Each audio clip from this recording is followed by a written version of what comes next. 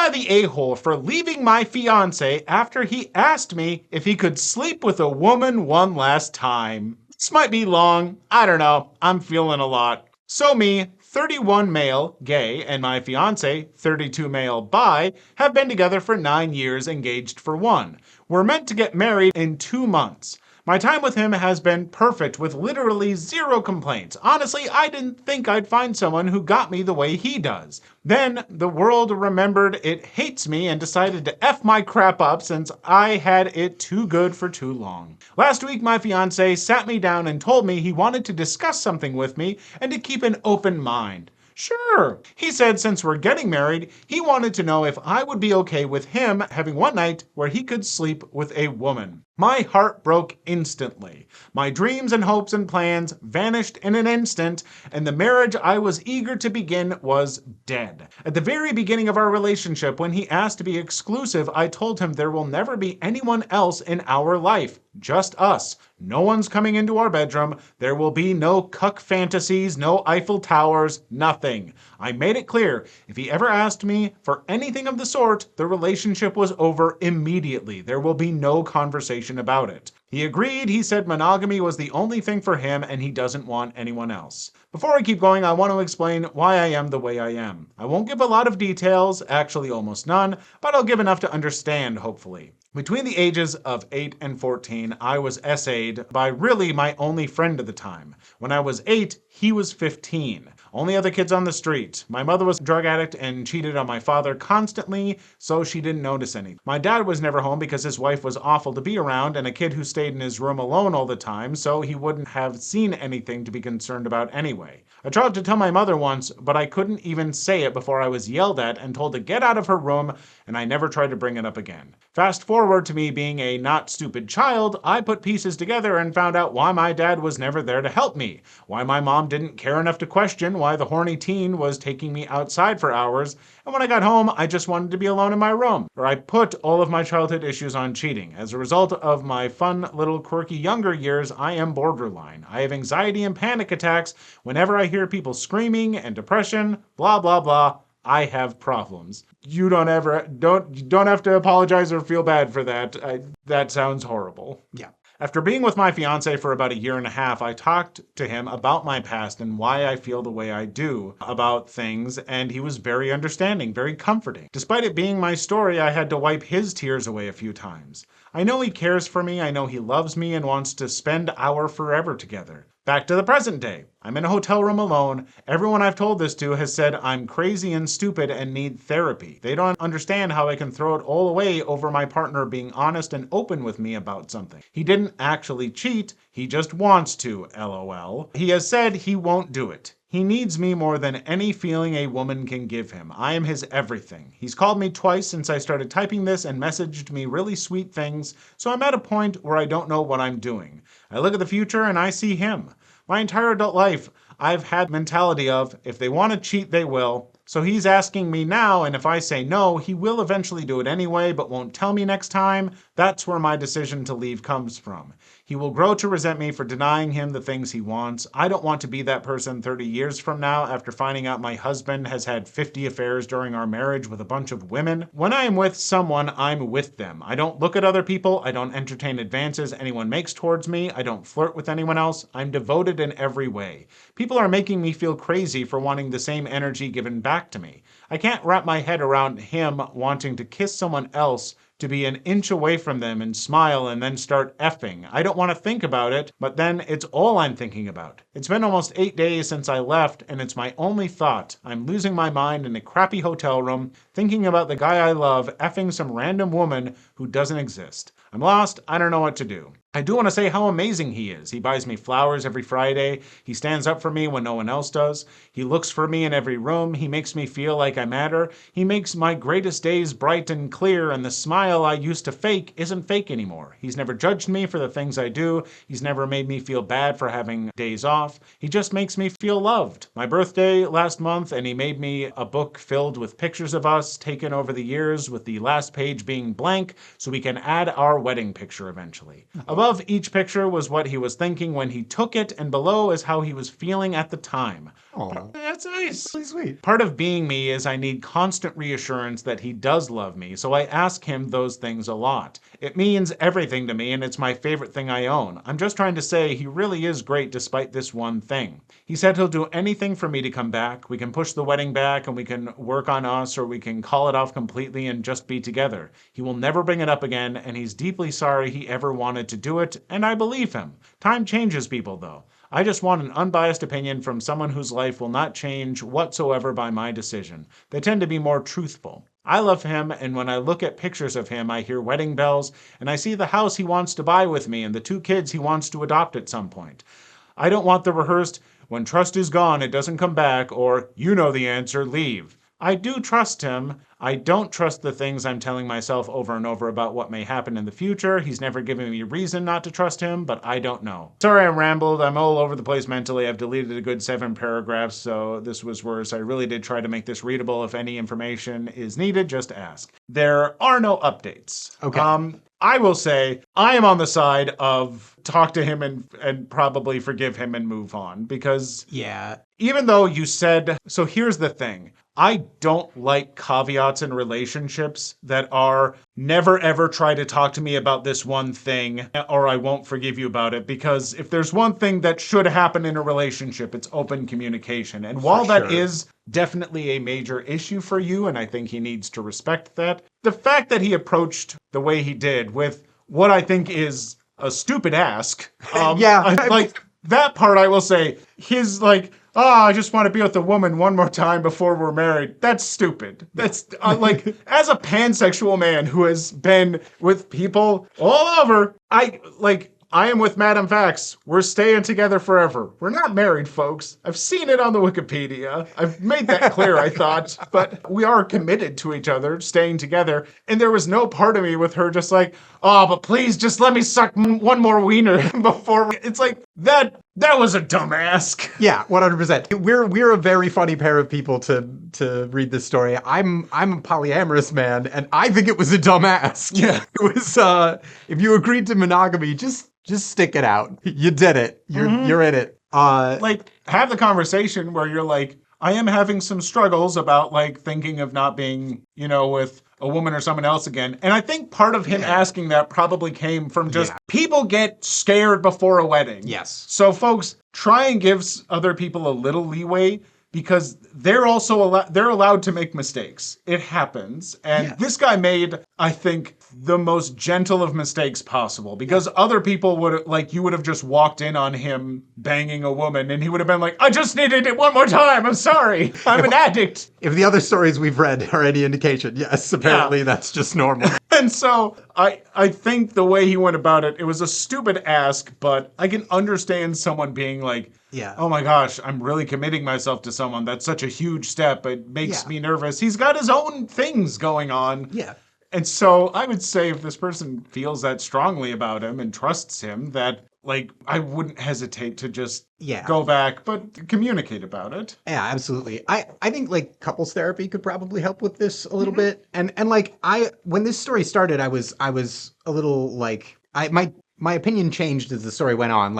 It feels like the poster has a bunch of really good reasons for the way they are. I don't quite understand them.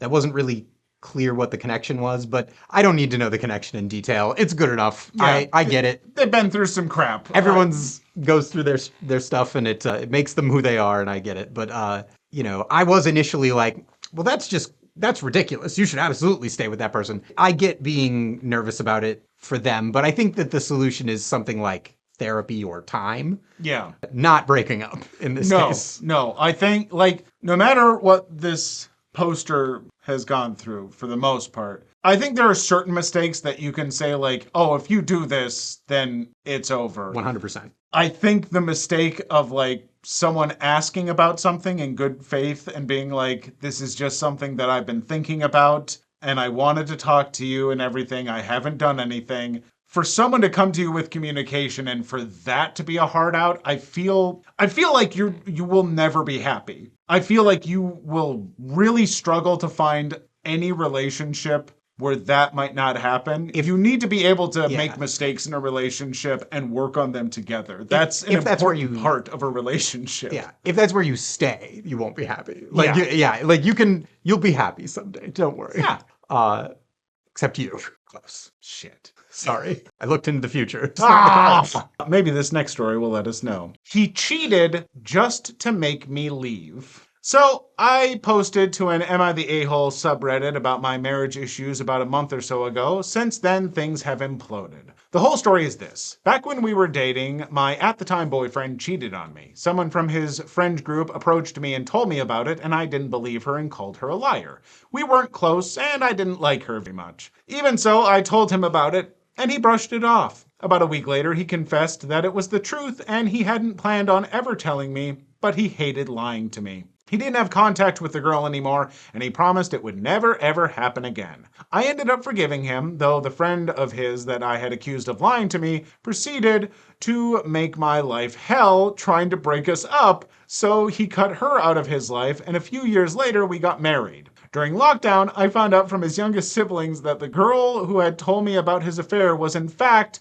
the affair partner after she and her now husband, the best friend of my husband, came around to apologize to me for making my life hell. This is so wild. This is a real tangled. This is a Gordian knot. But I decided that while I wouldn't forgive her, I could put up with her so my husband could hang out with his best friend again. Fast forward to last year, and my husband is spending a lot more time with them, which is great because he had been estranged from his best friend for ages because of my feud with the other woman.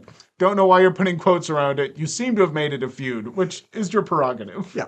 Around the end of the year, my husband lost his job and my hours got cut, leading to me having to max out my credit cards and end up in a lot of debt. He tried finding jobs, but since he was so picky about it and didn't have a license, he couldn't find one. I tried pushing him to get his license so he could at least DoorDash, but he brushed me off. He brushed off a lot of things I asked him. He started spending more time with the other couple, and eventually with just the other woman, whom I will call H from here on. I told him that his spending so much time with H made me very uncomfortable, especially after he started taking advice over mine. Eventually, after getting his license, he still wouldn't do DoorDash, so my debt was just slowly getting worse, and he's spending more and more time with H, and she's starting to come over to our house and hang out in his office constantly. Why does he have an office? What's he using it for? Hey. To the point where one day I went in to hang out with him and she was sleeping on his couch. Every time I would bring up how these things bothered me, he would brush me off, shut down, or guilt trip me. This last month has been awful to say the least. For starters, a family pet died of old age, and we, his parents and I, asked him to dig a grave for the dog while the dog was still alive so that when he passed, we wouldn't have to wait to bury him. My husband agreed and then proceeded to F off to a friend's house while the rest of us sat with the dog and his mother, the dog's owner. They'd had this dog for over 10 years. Things just got worse from there. My temper got shorter and I was snapping at him on a bi-weekly basis because he kept not telling me when H was over and I wouldn't know until I saw her car outside. It came to a head when, while going to work at 6 a.m., I went outside and she's there. Had been over all night and I didn't even know. This is one of those where I feel like the flags, maybe this is should a have been parade. seen coming. Yeah. We had a talk when I got home that day and I exploded, screaming at him that how in the world would I ever be okay with H being around when he cheated on me with her? It doesn't matter that it was 10 years ago, it still effing hurts and I can never trust them together because of it. He shut down and walked away. About an hour later, he texts me that things aren't working, that we want different things in life, and that we're both just miserable as things are. I gave up and texted back saying that I'm sorry that things got to this point, but he's right, and we should end things before they get worse. The next day, he sits down with me. I expected to talk about terms of the divorce, but nope. He confesses that he had been cheating again, and he had been hoping to get me to be okay with having her as his partner too. Now, here's a detail I've left out. The two of us are poly. But when discussing terms of it years ago, I made 2 rules. Any partner has to be someone everyone gets along with. If we can't sit down and play a board game without wanting to kill each other, it's a no. And 2, he can never ever date H. They've hurt me too much and it would be toxic as F.